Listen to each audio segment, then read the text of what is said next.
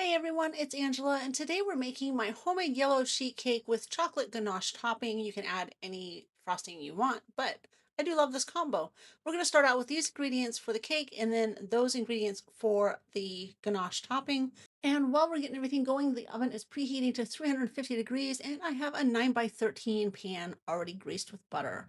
I add my sugar and my all-purpose flour. You can use cake flour for a softer crumb, baking powder, baking soda, and salt.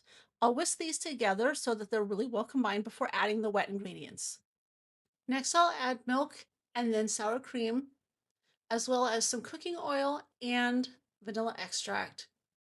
I use 3 large eggs for this cake recipe, and I'll mix those in just until the batter is beginning to be combined before adding my melted and cooled butter, which is the final ingredient for this cake mix. So we're going to mix this until it is fully combined. Lumpy is good. You don't want to overmix it. So just that right amount of mixing. Transfer it into your prepared 9 by 13 baking pan. We'll bake this at 350 degrees for about 30-35 minutes until an inserted cake tester, toothpick, or knife comes out relatively clean.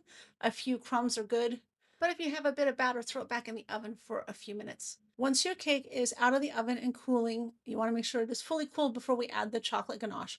And to make the ganache, we start with our chocolate chips or chunk chocolate in a bowl and add heated heavy cream as well as a pinch of salt to keep it from being too sweet. Set that aside, let it do its thing and melt on its own for a few minutes, 3 to 5 minutes, and then you stir it. Even though there might be some pieces of chocolate in there, keep stirring it until it's completely smooth. I set my ganache aside to thicken for a few minutes before pouring over my cake.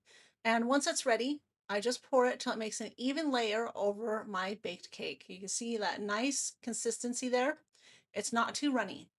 I'm going to drizzle it over the top of my yellow cake. Whatever cake you make, this is a fabulous topping for.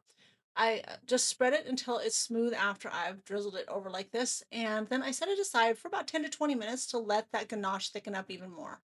If you're going to add sprinkles or any decoration, you might want to add them now while it's still setting. Otherwise, they won't adhere to the top of your ganache. That depends on how you're decorating it. If you're going to do some decorative icing or frosting effects on top, you want to let that totally set. And there you have it. You have a fantastic yellow sheet cake. It is the perfect dessert for any occasion, and it's actually really quick and easy to make. I hope you enjoyed the video. I hope you do get a chance to try this cake soon. Be sure to give us a thumbs up, like, subscribe, all that jazz, and visit Bake It with Love for more than 2,000 recipes to help you love the foods you make.